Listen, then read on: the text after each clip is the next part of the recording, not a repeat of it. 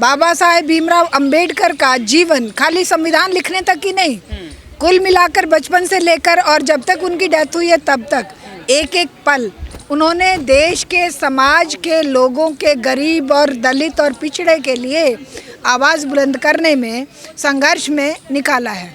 अब इतने बड़े संघर्ष का मुकाबला करने के लिए इनके पास तो सावरकर जैसे लोग हैं ना।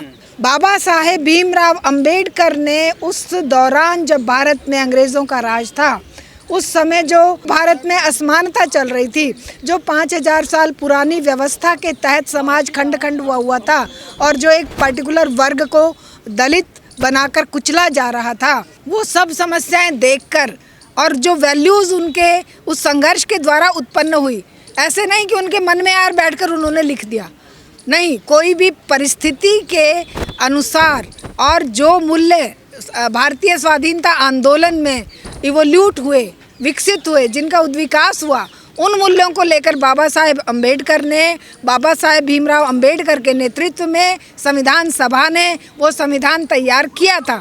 ये कहानी ये लोग कहाँ से जानेंगे बताइए? इन्होंने क्या पढ़ा है कि भारतीय संविधान या भारतीय स्वाधीनता संघर्ष कैसे लड़ा गया?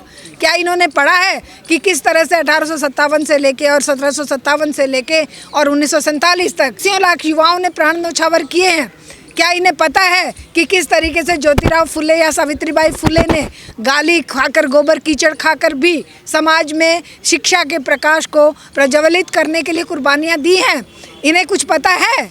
इन्हें कुछ नहीं पता है। ये वकील भी वैसे ही अनपढ़ हैं जो सामाजिक मूल्यों को नहीं जानते, संवैधानिक मूल्यों को नहीं जानते, संविधान के निर्माण के संघर्ष को नहीं जानते, आज़ादी आंदोलन की कुर्बानियों को नहीं जानते। ये आज इनके तो वो भी लोग हैं ना जो ये कह रहे हैं 2014 में देश आज़ाद हुआ, तो इनसे आप उम्मीद करेंगे कि बाबा साहेब को ये सम्मान दें। और बाबा साहेब का व्यक्तित्व इनके सम्मान का मोहताज बिल्कुल नहीं है। बाबा साहेब का स्टैचू अगर अदालत में लगे ना लगे, कहीं लगे ना लगे, लोगों के दिलों में लगा हुआ है। बाबा साहेब मनुस्मृति ना जलाते तो महिलाएं उठा के जला देंगी ना। बाबा साहेब ने जलाई कि नहीं जलाई हमें नहीं पता, लेकिन हम जरूर जलाना चाहते हैं। क्यों? क्योंकि मनुस्मृति से आज देश नहीं चलेगा। मनुस्मृति जिस ज़माने में लिखी गई थी उस ज़माने में वो समाज चल गया। आज का समाज चलेगा संवैधानिक मूल्यों से, आज का समाज चलेगा इक्वलिटी, फर्टर्निटी एंड लिबर्टी से। आज का समाज मनुस्मृति के मूल्यों से, 5000 साल पुराने मूल्यों से कैसे चल पाएगा? तो मनुस्मृति के चले हुए समाज को 900,000 साल तक बाहरी आक्रांताओं ने क्यों गुलाम बना लिया था और फिर 250-200 साल अंग्रेज़ों ने की गुलामी में क्यों रहे? अगर इतना ही बढ़िया भारतीय समाज बना दिया था, तुमने तो भारतीय समाज के हजारों टुकड़े कर रखे थे। कहीं कोई दलित है, कहीं कोई स्वर्ण, कहीं कोई दलित, कोई मतलब आदिवासी है, कहीं कुछ है।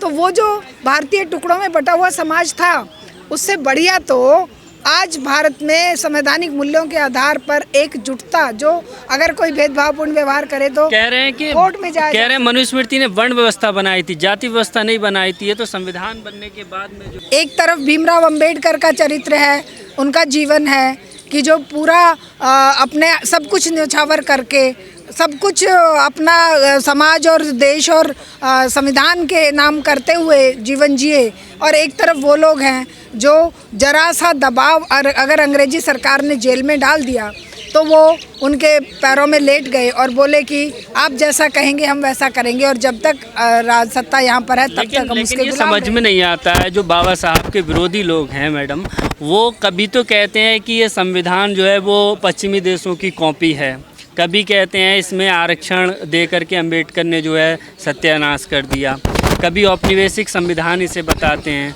और अब कहने लगे कि संविधान BN राव ने लिखा है। तो इन लोगों का जो है क्लियर कुछ स्पष्ट नहीं। ये ना अनपढ़ लोग हैं। अनपढ़ लोगों के साथ आप जिद बहस भी नहीं कर सकते। अनपढ़ लोगों का क्या होता है?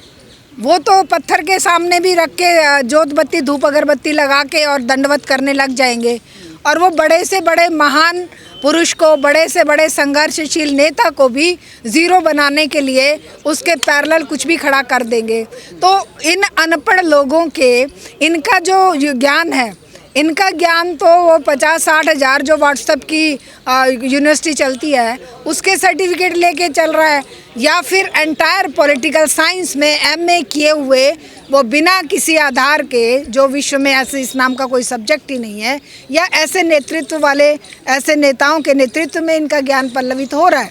तो ऐसे लोग क्या जाने कि संविधान किसने लिखा है, ऐसे लोग क्या जाने कि संवैधानिक मूल्य किस तरह से इवोल्यूट हुए हैं। संवैधानिक मूल्य क्या एक दिन में कोई चीज़ लिखी गई है? क्या एक बार में ही किसी के दिल में आया और किसी ने लिख दिया? नहीं।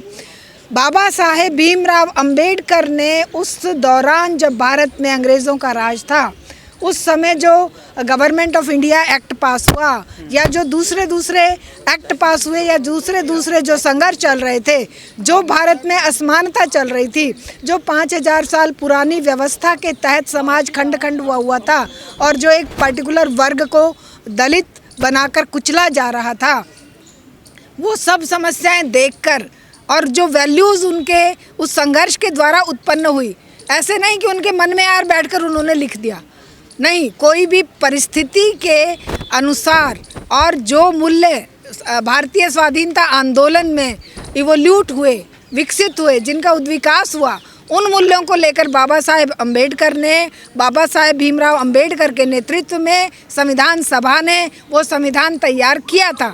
ये कहानी ये लोग कहाँ से जानेंगे बताइए? इन्होंने क्या पढ़ा है कि भारतीय संविधान या भारतीय स्वाधीनता संघर्ष कैसे लड़ा गया? क्या इन्होंने पढ़ा है कि किस तरह से 1857 से लेके और 1757 से लेके और 1947 तक 100 लाख युवाओं ने प्राण न्यौछावर किए हैं? क्या इन्हें पता है कि किस तरीके से ज्योतिराव फुले या सावित्रीबाई फुले ने गाली खाकर, गोबर कीचड़ खाकर भी समाज में शिक्षा के प्रकाश को प्रज्वलित करने के लिए कुर्बानियाँ दी हैं? इन्हें कुछ पता है? इन्हें कुछ नहीं पता है। इन्हें एक बात पता है कि हिटलर जिस तरीके से विश्व को सेकेंड वर्ल्ड वॉर में झोंका, उसी तरीके से हम एक ऐसी नस्लवादी और ऐसी धार्मिक उन्माद पैदा कर दें जिसके सामने जो भी आए वो बह जाए। बाबा साहब भीमराव अंबेडकर की वैल्यू या उनके जीवन मूल्य या उनका संघर्ष या उनके बनाए संविधान के लिए इनके दिलो दिमाग में कोई आस्था नहीं। क्या वजह क्या लगती है कि बाबा साहब से इतनी नफरत का क्या कारण लगता है? यही कारण, स्टैचू का विरोध किया जाता है। बताया ना, विरोध क्यों नहीं करेंगे जब अगलों के पास एक खोखला बंदा है। आप मान लो एजुकेटेड हैं, आपको सब अच्छाई बुराई सब कुछ पता है, और एक आदमी अनपढ़ है, उस अनपढ़ आदमी को कुछ नहीं पता, या उसको वो वकील हैं, हाई कोर्ट के वकील हैं, वो वकालत केवल किताबें पढ़े हैं भाई। अनपढ़ का मतलब खाली किताबी ज्ञान प्राप्त कर लेने से ही पढ़ा लिखा होना नहीं है। अनपढ़ होने का मतलब है कोई बहुत बड़े बड़े इंजीनियर, साइंटिस्ट या वकील या टेक्नोक्रेट्स भी लगभग अनपढ़ जैसा व्यवहार करते हैं जब वो जातिवाद को फॉलो करते हैं, जब वो धर्मांधता के शिकार होते हैं, तो तब तो वो उन अनपढ़ों से भी बदतर होते हैं ना, जिन्होंने रोटी रोजी। कर्नाटक हाई कोर्ट ने आदेश दिया है, वैसे ही हैं, ये वकील भी वैसे ही अनपढ़ हैं, जो सामाजिक मूल्यों को नहीं जानते, संवैधानिक मूल्यों को नहीं जानते, संविधान के निर्माण के संघर्ष को नहीं जानते, आज़ादी आंदोलन की कुर्बानियों को नहीं जानते। ये आज इनके तो वो भी लोग हैं ना जो ये कह रहे हैं 2014 में देश आज़ाद हुआ, तो इनसे आप उम्मीद करेंगे कि बाबा साहेब को ये सम्मान दें, और बाबा साहेब का व्यक्तित्व इनके सम्मान का मोहताज बिल्कुल नहीं है। बाबा साहेब का स्टैचू अगर अदालत में लगे ना लगे, कहीं लगे ना लगे, लोगों के दिलों में लगा हुआ है। कर्नाटक हाई कोर्ट ने अभी 2 दिन पहले आदेश किया है कि राज्य की सभी अदालतों में, जिला अदालत हो, हाई कोर्ट हो, सभी अदालतों में बाबा साहब का फ़ोटो लगाना अनिवार्य है। तो देखिए, फ़ोटो लगे बहुत अच्छी बात है, लेकिन हम ये कहते हैं बाबा साहेब के जो जीवन मूल्य हैं, जो संवैधानिक मूल्य हैं, उनका रोज़ कत्ल ना किया जाए। सरकार चाहे कर्नाटका की हो, हम उनको भी ये सवाल करेंगे कि जब शिक्षा के प्रचार प्रसार के लिए संवैधानिक मूल्य दिए हुए हैं, संविधान में बाबा साहेब ने लिखा हुआ है कि 14 वर्ष की आयु तक के हर एक बच्चे को निःशुल्क शिक्षा, उत्तम क्वालिटी की वैज्ञानिक, सेक्युलर और साइंटिफिक मिले, तब क्यों सारी सरकारें स्कूलों को बंद करने की होड़ में लगी हुई हैं? तब वो कहाँ बाबा साहेब के मूल्यों को फॉलो कर रहे हैं? क्या चित्र लगा देने से बाबा साहेब के संविधान का पालन हो जाएगा? नहीं होगा। जो जिनके लिए संघर्ष किया उन्होंने जीवन भर, जो उन्होंने वाक्य दिए कि शिक्षित हो, संगठित बनो और संघर्ष करो, ये मूल्य जब तक समाज नहीं अपनाएगा और सत्ता में बैठे ये सत्ता लोलुप लोग जो हैं, ये बाबा साहेब से जितना घबराते हैं उतना किसी और से नहीं घबराते। इनको लगता है कि ये मसीहा, जो इस समाज का मसीहा बनकर इस समाज को, चाहे वो रिजर्वेशन की बात है, चाहे वो किसी और तरीके से संविधान में बराबरी का हक देने की बात है, इनके हाथ में अगर मनुस्मृति रहती तो ये आज ये समाज जहाँ तक पहुँचा है वहाँ नहीं पहुँच पाता। कहते हैं आरक्षण से देश बर्बाद हो गया, आरक्षण होना चाहिए, आर्थिक आधार पर होना चाहिए, जो गरीब है उसको मिलना चाहिए, और जो अमीर लोग हैं चाहे शेड्यूल कास्ट के हैं, शेड्यूल ट्राइब्स के हैं, उनको क्यों मिलना चाहिए आरक्षण? अडानी को आरक्षण क्यों मिलना चाहिए कि सारे देश के संसाधन उस एक पूंजीपति के हाथ में या अंबानी के हाथ में क्यों बेचे जा रहे हैं? वो आरक्षण नहीं है। 1 करोड़ फीस देने वाला बच्चा अगर MBBS में 20 नंबर आने पे भी सीट पा लेता है प्राइवेट कॉलेज में, तो वो आरक्षण नहीं है। ये आरक्षण, किस बात के आरक्षण की बात कर रहे हो तुम? कौन से आर्थिक आरक्षण की बात कर रहे हो? आर्थिक आधार पे तुमने तो इस देश में जो हालात पैदा कर दिए हैं, सरकारी नौकरियां ख़त्म कर दी हैं, सरकारी संस्थाएं ख़त्म कर दी हैं, और आरक्षण का रोना तुम रो रहे हो।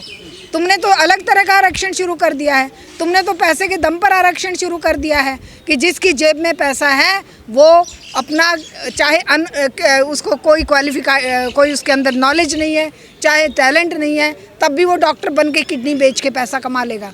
और चाहे कोई कितना भी टैलेंटेड बच्चा है, वो अगर किसी ऐसे उसके पास नहीं है तो उसको ये MBBS में क्या कहीं पर भी एडमिशन नहीं देंगे। बाबा साहब ने मनुस्मृति जलवाई थी, इसलिए हम उनका विरोध। बाबा साहब मनुस्मृति ना जलाते तो महिलाएं उठा के जला देंगी ना। बाबा साहब ने जलाई कि नहीं जलाई हमें नहीं पता, लेकिन हम जरूर जलाना चाहते हैं। क्यों? क्योंकि मनुस्मृति से आज देश नहीं चलेगा। मनुस्मृति जिस ज़माने में लिखी गई थी उस ज़माने में वो समाज चल गया। आज का समाज चलेगा संवैधानिक मूल्यों से, आज का समाज चलेगा इक्वलिटी, फर्टर्निटी एंड लिबर्टी से। आज का समाज मनुस्मृति के मूल्यों से, 5000 साल पुराने मूल्यों से कैसे चल पाएगा? हिंदू व्यवस्था जो है, सामाजिक जो स्ट्रक्चर है वो तैयार किया था मनुस्मृति ने। मनुस्मृति में कुछ चीज़ें खराब हो सकती हैं, लेकिन उसको जलाना, उसका विरोध करना वो ठीक नहीं। इस तरह के तर्क देते हैं ये लोग। तो क्या मनुस्मृति जला देने से तुम्हारे दिमागों की गंदगी खत्म हो गई? तुम्हारे दिमागों में तो आज भी महिलाओं के प्रति जितने अन्याय अत्याचार हो रहे हैं, सारे BJP के RSS के लोग क्यों पकड़े जा रहे हैं आज? तो मनुस्मृति में जो, अगर नहीं तुम्हें लग रहा है कि मनुस्मृति का जो हिंदू राज कायम करना था वो बहुत बढ़िया था, तो तुम्हारे दिमागों की मनुस्मृति तो आज पूरे समाज में गंदगी फैला रही है। तुम्हारे दिमागों की मनुस्मृति आज जिस तरह का भेदभावपूर्ण व्यवस्था मुसलमानों के प्रति, दलितों के प्रति, महिलाओं के प्रति, कमज़ोर गरीबों के प्रति, जो तुम घरों पे बुलडोजर चला रहे हो, जो तुम रोटी रोजी के लिए मोहताज कर रहे हो, ये मनुस्मृति चला रहे हो तुम। संविधान को तुम मानते नहीं हो, मनुस्मृति तुम्हारी जला दी गई, तो तुम क्या हो? तुम क्या चला रहे हो आज देश को? तुमने तो बर्बाद कर दिया देश को। तो हम ये सवाल पूछना चाहते हैं कि अगर तुम संवैधानिक मूल्यों को नहीं मान रहे हो और तुम कह रहे हो कि हिंदू समाज का बहुत कल्याण मनुस्मृति ने किया, तो मनुस्मृति के चले हुए समाज को 900,000 साल तक बाहरी आक्रांताओं ने क्यों गुलाम बना लिया था, और फिर 250-200 साल अंग्रेज़ों ने की गुलामी में क्यों रहे? अगर इतना ही बढ़िया भारतीय समाज बना दिया था, तुमने तो भारतीय समाज के हजारों टुकड़े कर रखे थे। कहीं कोई दलित है, कहीं कोई स्वर्ण है, कहीं कोई दलित, कोई मतलब आदिवासी है, कहीं कुछ है। तो वो जो भारतीय टुकड़ों में बटा हुआ समाज था, उससे बढ़िया तो आज भारत में संवैधानिक मूल्यों के आधार पर एकजुटता, जो अगर कोई भेदभावपूर्ण व्यवहार करे तो कह रहे हैं कि कोर्ट में जाए। कह रहे हैं मनुस्मृति ने वर्ण व्यवस्था बनाई थी, जाति व्यवस्था नहीं बनाई थी। ये तो संविधान बनने के बाद में जो, हाँ, ये ना जो भी बुराइयां हैं वो कांग्रेस ने और संविधान ने पैदा करी हैं, जो अच्छाइयां हैं वो ये इन्होंने पैदा करी हैं। इनसे कोई पूछे कि ये जो रोज़ तुम मॉब लिंचिंग कर रहे हो, ये कौन सी मनुस्मृति में लिखी हुई है? ये जो रोज़ महिलाओं के साथ रेप करके उन्हें नदियों में बहा दे रहे हो मार काट के, जो तुम हाथरस जैसी घटनाओं को अंजाम देते हो, बिल्किस बानो जैसे कांड करते हो, आसिफा जैसे कांड करते हो, रोज़ होते हैं। ये तो कुछ नाम ऐसे हैं जो ज़बान पे चढ़े हुए हैं और जो मीडिया में आ गए, रोज़ हो रहे हैं। अभी भी मैं सुन रही थी, कितने कांड बताएं। जाति में अभी भी एक कल की न्यूज़ है कि कोई वो मंदिर में जा रहा था दलित, शादी के कोई मंडप की बात है। तो रोज़ तो तुम अत्याचार और अन्याय की कहानियाँ लिख रहे हो, फिर तुम कह रहे हो कि हमारी मनुस्मृति, हमारा फलाना, हमारा डिकाना, हमारा हिंदू समाज को छोड़ा कहाँ तुमने? ग्वालियर हाई कोर्ट में बाबा साहब की प्रतिमा नहीं लगने देते हैं, लेकिन जयपुर हाई कोर्ट में मनु ऋषि की प्रतिमा लगी हुई है। हाँ, ये सब गड़े मुर्दे उखाड़ेंगे। जो जिंदा हमारे सामने आदर्श हैं, उन आदर्शों को दफनाएंगे और दफन किए हुए जो जिनका आज कोई महत्व नहीं है, जो अपने ज़माने के साथ ख़त्म हो चुके, उनको ये लाकर जिंदा करेंगे जिनका कोई नाम नहीं जानता। तो ये इनकी एक मॉडस ऑपरेंडी है, ये इनके काम करने का तरीका है। लेकिन हम सबको इसका विरोध करना पड़ेगा और लड़ने के लिए खड़ा होना पड़ेगा। देखिए, आरक्षण अपने आप में हैंडीकैप बना रहा है कि नहीं बना रहा है, लेकिन ये देश की सत्ता ज़रूर आज गरीब को हैंडीकैप बना रही है। आरक्षण तो इन्होंने ख़त्म कर ही दिया ना, जब प्राइवेटाइजेशन ले आए तो आरक्षण तो अपने आप ख़त्म हो गया। लेकिन आप 10 साल के लिए अगर मान लो ये कहा गया था कि आरक्षण के साथ ही वो सुविधाएं दी जाएंगी और समाज को ऊपर उठाया जाएगा, बराबरी के स्तर पर लाया जाएगा, कहीं पर आया है बराबरी के स्तर पर समाज? आरक्षण खत्म कब होगा? कब की बात कही गई है संविधान में कि जब ये जो असमानताएं हैं ख़त्म हो जाएं। असमानताओं को तो तुम बढ़ाते जा रहे हो और दूसरी तरफ आरक्षण के पीछे लठ लेके पड़े हुए हो। हम नहीं चाहते आरक्षण, तुम दे दो ना वो सारी सुविधाएं जो उच्च वर्ग को हैं, जो अडानी अंबानी के बच्चों को हैं, या जो उन कॉरपोरेट में पढ़ने वाले बच्चों को हैं, जो 1 करोड़ फीस दे के लेने वाले बच्चे हैं, वैसी सुविधाएं तुम दलितों को, गरीबों को, आदिवासियों को, पिछड़ों को दे दो। हम क्या करेंगे आरक्षण का भाई? क्या ज़रूरत है आरक्षण की? लेकिन वो सुविधाएं दो तो सही। तुम तो जो थी उनको भी मटियामेट कर रहे हो। यूनिवर्सिटियों में जो सरकारी खर्चे पे बच्चे पढ़ते थे, JNU जैसे और दूसरी यूनिवर्सिटियों में, उन पर भी तुम्हारी नज़र लगी हुई है और उनको भी तुम ख़त्म करने की बात कर रहे हो। तो आरक्षण का शौक़ नहीं है किसी को। आरक्षण कोई गोली नहीं है कि खिला दो और बीमारी ठीक हो जाएगी। असल में बीमारी ठीक होगी इस सरकार की निकम्मेपन को दूर करके, सरकार की जो जाहिलता है, सरकार जिस तरीके से देश को बर्बाद कर रही है, कुछ मुट्ठी भर हाथों में सौंप रही है, जब तक ये व्यवस्था नहीं हटेगी तब तक ना आरक्षण से किसी को कुछ मिलने वाला और ना ही आरक्षण खत्म करके और बर्बादी होगी। इसलिए हम चाहते हैं जब तक समाज में असमानता है तब तक आरक्षण बरकरार रहना चाहिए।